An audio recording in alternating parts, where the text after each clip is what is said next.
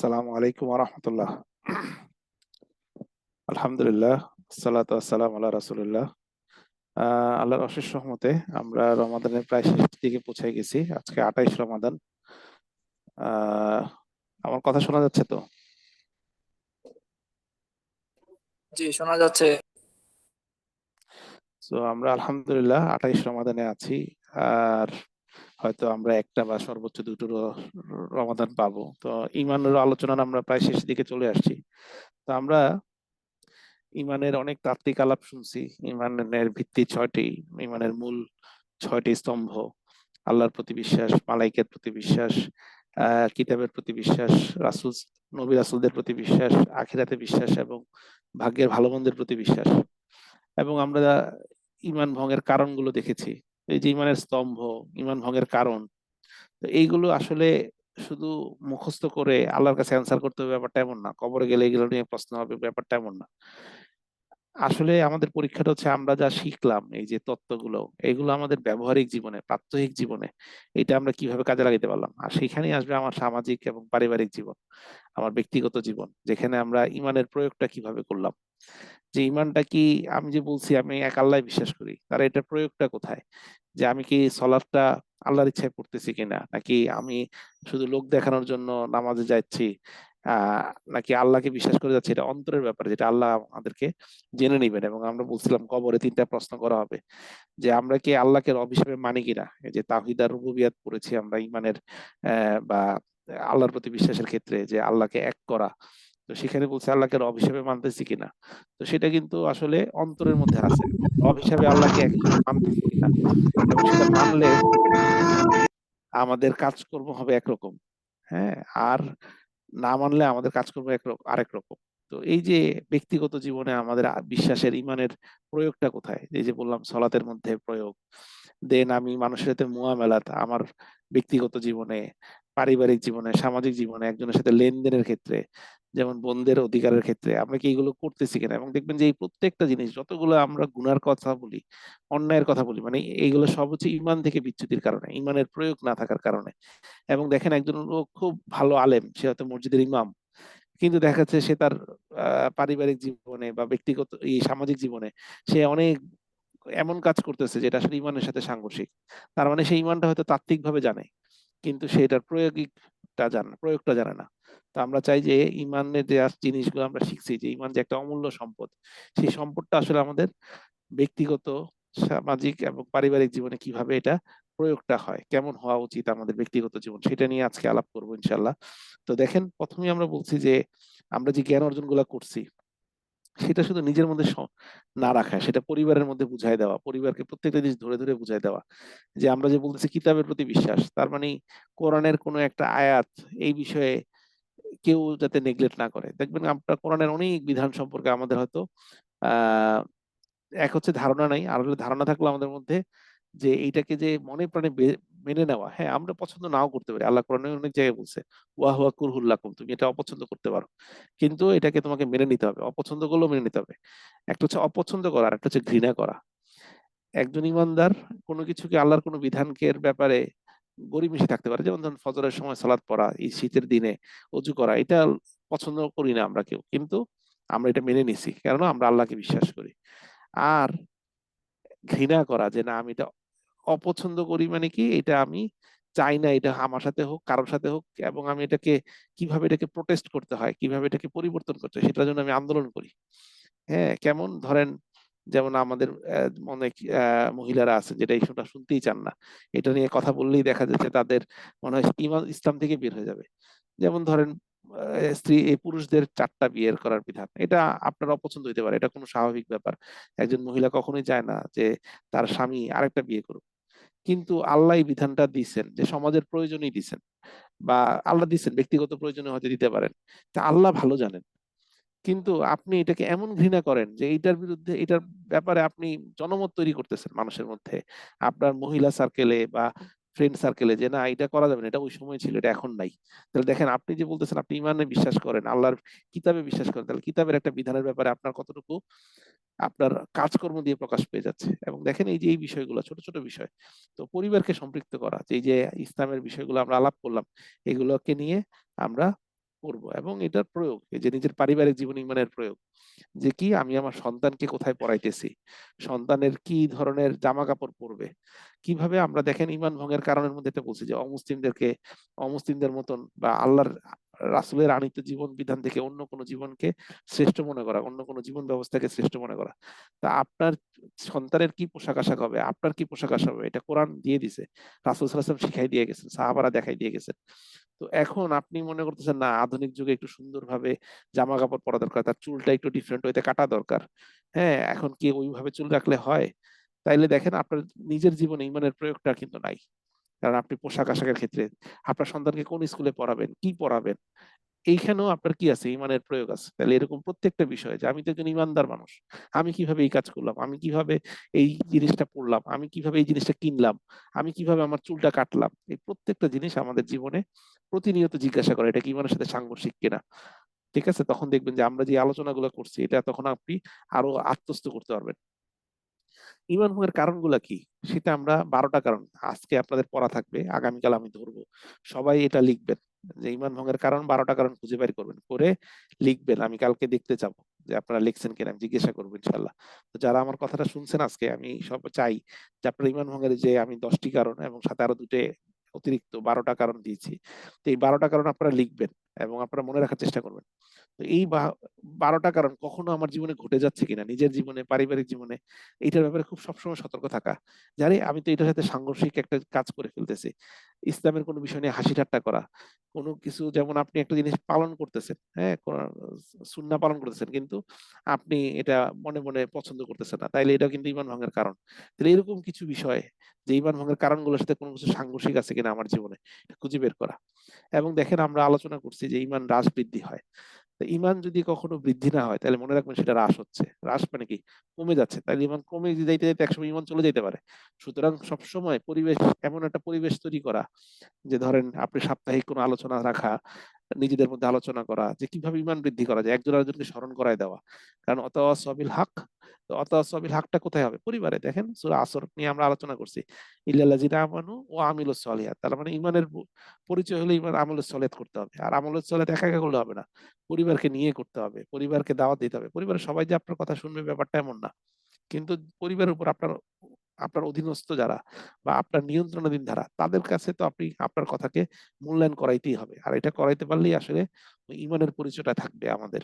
So দেখেন আমার ব্যক্তিগত জীবনে ঈমানের প্রয়োগটা কোথায়, ঈমান ভঙ্গের কারণগুলা আমার জীবনে ঘটতেছে কিনা, আমার অধীনস্থ কারোর মাধ্যমে ঘটতেছে কিনা, এটা বারবার চেক করা এবং কিভাবে নিজেদের ঈমান বৃদ্ধি করা যায়। আর ঈমান বৃদ্ধির একটা উপায় হচ্ছে, আমরা বলছি সাহাবার একজনের সাথে দেখা হইলে সূরা আসর নিয়ে যারা মুজাকারা করতো অথবা ইসলামের কোনো বিষয় নিয়ে মুজাকারা করতো, তো আপনারাও ইমানের বিভিন্ন বিষয় নিয়ে, ইসলামের বিভিন্ন বিষয় নিয়ে সাপ্তাহিক দার্স রাখা, মাসিক কোনো অ্যাক্টিভিটিস করা, হ্যাঁ, এই কাজগুলো আপনারা জারি রাখবেন। তাহলে আপনাদের ইমান বৃদ্ধি পাবে, আশা করা যায় ইনশাআল্লাহ। তো এখানে 4টা কারণ আমি দিয়ে দিছি। দেখেন যে যে আমার কোনো মুরব্বী তার শরীয়ত না মানলেও হয়, এটা যদি দেখা যায় অনেক সময় হয়। হ্যাঁ, এই যে দেখেন 10 নম্বর কারণটা যেটা আমরা বললাম, শেষ কারণ, যে পরিবেশ তৈরি করা, যে দিনের গুরুত্বপূর্ণ বিষয় না শেখা এবং না প্রয়োগ করার মাধ্যমে দিন থেকে মুখ ফিরিয়ে নেওয়া। আপনার বাসার কেউ একজন এই আলোচনায় বসতে চায় না, তাহলে দেখেন তার কিন্তু ঈমান নষ্ট হয়ে যাচ্ছে। এবং আমরা সবাই যদি এরকম ঈমানের বিষয়গুলো না শিখি এবং প্রয়োগ না করি, তাইলে কিন্তু আস্তে আস্তে আমাদের কি হবে, ঈমান নষ্ট হয়ে যাবে। সুতরাং ঈমান নষ্ট হয়ে গেলে আমরা ঈমান থেকে বের হয়ে যাব। সো এই যে দিনের গুরুত্বপূর্ণ বিষয়গুলো শিখা, দিনের অবিচ্ছেদ্য কোনো অংশকে অস্বীকার করা যে না, এটা ইসলামের নাই বা এটা এখন প্রয়োগ নাই, এটা এখন করবো না আমরা। সালাত পরিত্যাগ করা, আমার খুব প্রিয় মানুষ, ধরেন আমার ছেলে অথবা আমার মেয়ে অথবা আমার স্ত্রী ঘুমায় আছে, আমি তাকে ঘুম থেকে উঠাচ্ছি না কেন, কিন্তু সে তো ফজরের সালাতে ত্যাগ করে ফেলতেছে এবং সে কন্টিনিউয়াস পড়তেছে না, তাইলে তাইলে তাকে সলাতের জন্য ডেকে দেওয়া, যদিও এটা সব আমার মনে, কিন্তু দেখেন সে আলসেমির কারণে উঠতেছে না। তার যদি একটা জরুরি কাজ থাকতো, ধরেন কোথাও বেড়াইতে যাবে, সে তো ঠিকই উঠতো, তাহলে কেন আজকে ফজর সালাতের জন্য উঠবে না? সো একজন আরেকজনকে ডেকে দেওয়া, কেউ যাতে না ঘুমায় থাকে। তো এই যে এই বিষয়গুলো চর্চা করা পরিবারের মধ্যে। তো এইখানে আমি 4টা যে ঈমান ভঙ্গের কারণ দিয়ে উদাহরণ দিলাম, বাকি 8টা কিন্তু আপনাদের দায়িত্ব, আপনারা আজকে করবেন বাসায় গিয়ে। সবগুলো আলোচনা করলে যেহেতু আমি পরে আলাপ করতে পারবো না, এই জন্য সবগুলো আমি রাখলাম না। তো আমরা একটু সামাজিক জীবনে চলে আসি। দেখেন এইখানে আমরা ঈমান ভঙ্গের অনেক কারণ বললাম। সেটা কি? সেটা হচ্ছে সেটা হচ্ছে যে দেখেন আত্মীয় স্বজনের হকের ব্যাপারে সচেতন থাকা।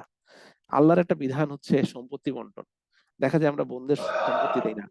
আবার আমরা দেখা যায় যে আমার সব মেয়ে, তো আমার আমার মেয়েদের সম্পত্তি যদি দিতে হয়, মানে মেয়ে শুধু মেয়ে থাকার কারণে আমার ভাইরা সম্পত্তির ভাগ পাবে, এই জন্য অনেকে কি করে, অনেকে তার ওয়াইফকে সব সম্পত্তি লিখে দেয়। এটা কি করার সুযোগ আছে? না। 3 ভাগের 1 ভাগের বেশি কাউরে আপনি উপহার দিতে পারেন না। হ্যাঁ, অথবা সে মারা যাওয়ার পরে সব মেয়েরা মিলা তার বাবার সম্পত্তি সব একজনকে ইয়ে করে দিল। তো এই জিনিসগুলো কি হইলো? আত্মীয় স্বজনদের হকের ব্যাপারে সচেতন থাকা, যেটা ঈমান ভঙ্গের কারণ, এটা মুআমালা, যে আল্লাহর একটা বিধান আপনি এটাকে গ্রাহ্য করতেছেন না, আপনি তার থেকেও ওটাকে পছন্দ করতেছেন, এই জন্য আপনি কি করছেন, পুরো চেঞ্জ করে ফেলেছেন। আমরা বোনদের সম্পত্তির ভাগ দেই না, তার মানে কি আত্মীয় স্বজনদের হকের ব্যাপারে কি আমরা সচেতন না? এখন বোনদের ভাগ দেওয়া তো আল্লাহর দেওয়া বিধান, আপনি ওই বিধানটাকে মানতেছেন না। এখন আপনি তো খুব সুন্দর করে মুখস্থ করে রাখছেন যে আল্লাহর বিধানকে শ্রেষ্ঠ মনে করা, তো আপনি শ্রেষ্ঠ মনে করে তো মানতেছেন না, তাহলে কি আপনি বিশ্বাস করলেন আল্লাহর বিধানটাই যে একমাত্র বিধান এবং এটাই সেরা বিধান, এটা আপনার জন্য ভালো, আল্লাহ বলতেছে এটা তোমাদের জন্য মঙ্গল আছে। কোরআনে আল্লাহ আয়াত নাযিল করছে, তোমরা যে মনে করতেছো তাদেরকে দিবা না, এটা তোমার জন্য মঙ্গল আছে।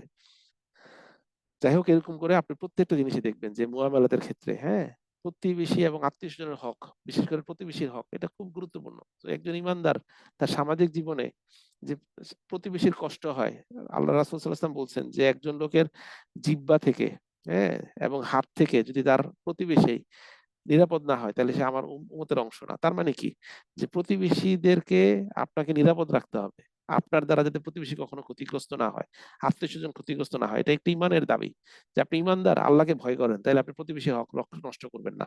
কারণ প্রতিবেশীর হকের ব্যাপারে আপনাকে জিজ্ঞেস করা হবে। এটা আখিরাতে বিশ্বাসের সাথে সম্পৃক্ত। হ্যাঁ, দাওয়াতি কাজে নিয়োজিত থাকা, যেটা হচ্ছে যে শুধু নিজের পরিবারে ইসলাম পালন করলেন, আল্লাহ বলছেন নিজে বাঁচাও এবং নিজের পরিবারকে বাঁচাও কোরআনে।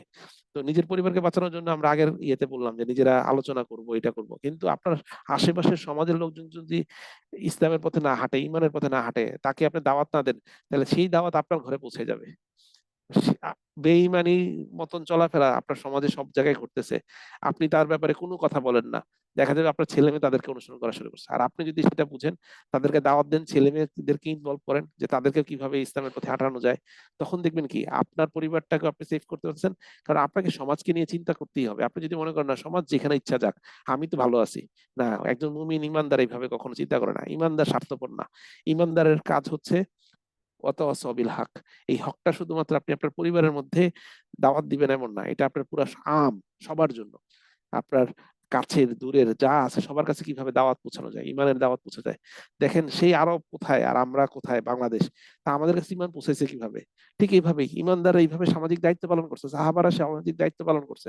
সে শুধু নিজের পরিবার সমাজকে দাওয়াত দেয় নাই, সে ছুটে বেড়াইছে।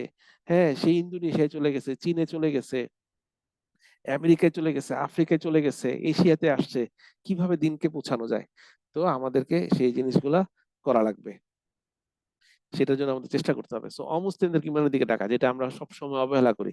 আমরা মনে করি মুমিনদের মধ্যেই আমাদের ইমানের দায়িত্ব। হ্যাঁ, মুমিনদেরকে, ইমানদারকে, যে নিজেকে মুসলমান পরিচয় দেয়, শুধু তাকে গিয়ে ইসলামের দাওয়াত দেওয়া। আমাদের পাশে কত হিন্দু লোক, কত খ্রিস্টান লোক, কত বৌদ্ধ লোক আছে, যাদের সাথে আমরা লেনদেন করতেছি, মুআমালাত করতেছি, কিন্তু তাদেরকে আমরা দাওয়াত দিই না কেন? কারণ মনে করি যে আরে তারা দাওয়াত দিল কেন, আগে তো মুসলিমরাই ঠিক হয় নাই। আরে ভাই, অমুসলিমদেরকে যদি ইমানের দিকে ডাক না দেন, এই লোকটা বলবে আল্লাহ এর সাথে আমি কত লেনদেন করছি, কিন্তু এই কখনো আমাকে ইসলামের পথে ডাকে নাই। আখেরাতে দেখা যাবে যে এর সাথে দেখা হবে, ও বলবে যে ওর সাথে তো আমি এত কিছু করছি, ও আমার এইটার ভালো খারাপ কত পরামর্শ দিচ্ছে, কিন্তু আল্লাহ তোমার কথা কখনো জানায় নাই। তাহলে এরা আপনার আখেরাতে যাওয়ার ব্যাপারে, আপনি যদি আখেরাতে আসলেই বিশ্বাস করেন, তাহলে তো আপনার দাবি হচ্ছে আগে অমুসলিমদেরকে দাওয়াত দেওয়া, কারণ তারা আখেরাতকে বিশ্বাস করতেছে না দেখে তো সে অমুসলিম। সে হয়তো আল্লাহকে মানে, কিন্তু সে কিতাবে মানতেছে না, রাসূল সাল্লাল্লাহু আলাইহি ওয়াসাল্লামকে নবী মানতেছে না, অথবা সব মানে, হ্যাঁ তোমাদের ধর্মের সবকিছু ভালো, কিন্তু সে আখেরাতে বিশ্বাস করে না। হ্যাঁ, তাহলে দেখেন এই যে একজন অমুসলিম, তাকে আপনি দাওয়াত দিতে হবে, কারণ আপনি যে বিশ্বাস করেন সেটার প্রয়োগটা হচ্ছে আপনি যখন এই বিশ্বাসটাকে মানুষের মধ্যে ছড়াই দিতে চান, তখন আপনি কি এই বিশ্বাসটা আপনি আপনার অন্তরে যখন এটা দৃঢ় থাকবে, তখনই না আপনি এটা আবার আরেকজনকে বলতে যাবেন। আপনি যদি নড়বড়ে থাকে ইমানটা, তাহলে আপনি তো আরেকজনের দাওয়াত দিতে চাবেন না। তো দেখেন, আমি যখন আরেকজনের দাওয়াত দিব না, তখন দেখবেন আপনার ইমানটাও কি হয়ে গেছে, নড়বড়ে হয়ে যাচ্ছে। সুতরাং আপনি যখন দাওয়াত দিবেন, তখন আপনার ইমান যদি নড়বড়ে থাকে, দেখবেন ওটা দৃঢ় হবে। সো আমাদের যে ব্যক্তিগত জীবন, সামাজিক জীবন, আমরা সব সময় দেখবেন যে ইমানের ক্লাস, ইসলামের ক্লাস, এগুলো শুধু কিছু তত্ত্ব নিয়ে বসে থাকি, কিন্তু এটা আমার নিজের জীবনে কোথায় কোথায় এগুলোর ঘাটতি আছে এটা আমাদের খুঁজে বের করতে হবে। আমি কি আমার নিজের জীবনে কয়জন অমুসলিমকে দাওয়াত দিচ্ছি, আমি আমার প্রতিবেশী আত্মীয় স্বজন হক আদায় করতেছি কিনা, হ্যাঁ আমি নিজে আমার পরিবারকে কিভাবে সময় দিচ্ছি, আমি ইমানটা যা বুঝছি সেটা কি আমার পরিবারে শিখাইতেছি কিনা। হ্যাঁ, এই বিষয়গুলো আমাদের নিজেদেরকে জিজ্ঞাসা করতে হবে। এবং আমরা যে এই যে এতদিন ধরে ক্লাস করলাম, ইমান ভঙ্গের কারণগুলো দেখলাম, ইমানের বিশ্বাস হারার বিষয়গুলো দেখলাম, এটা কি আমার নিজের ভিতরে স্থির আছে কিনা, দৃঢ় আছে কিনা, এবং এটা আমার পরিবারের সবাইকে একই রকম জানে কিনা। যদি না জানে তাহলে আমার সবার দায়িত্ব সবাইকে জানানো, তাদেরকে বুঝানো, নিজে বুঝা, তাদেরকে বুঝানো। এবং এইভাবে করে কি হবে, ইমানের চর্চা হবে। এবং এই চর্চাটা যদি আমরা জারি রাখতে পারি, তাহলে আমরা আল্লাহর কাছে যখন যাব ইমান নিয়ে যেতে পারবো। আদারওয়াইজ দেখা যাবে যে আমরা আমাদের ইমান নড়বড়ে থাকার কারণে মৃত্যুর সময় আমরা ইমান হারা হয়ে মারা যেতেছি। এটা হচ্ছে সবচেয়ে বড় ডিজাস্টার, সবচেয়ে বড় দুর্যোগ মুমিনের জীবনে, যে ইমান হারা হয়ে মারা যাওয়া। কারণ আপনি সারা জীবন ইমানের উপর কাজ করলেন, কিন্তু আপনার বিশ্বাসে ঘাটতি থাকার কারণে দেখা যাবে এই শেষ সময়টা প্রকাশ পেয়ে যাবে। তা আল্লাহ আমাদের হেফাজত করুক, যাতে শেষ সময় পর্যন্ত, মৃত্যু পর্যন্ত আমরা ইমানের উপরে ইস্তেকামাত থাকতে পারি, দৃঢ় থাকতে পারি। আল্লাহ সেই তৌফিক দান করুক।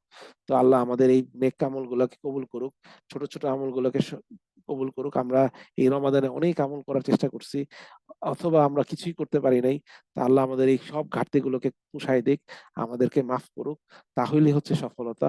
আল্লাহ আমাদের কবুল করুক, আল্লাহর সন্তুষ্টির জন্য আমাদেরকে কবুল করুক। আমাদের সন্তানদেরকে, আমাদের পরিবারকে, আমাদের আত্মীয় স্বজন, পাড়া প্রতিবেশীকে ইসলামের উপর, ইমানের উপর নিয়ে আসার তৌফিক দান করুক।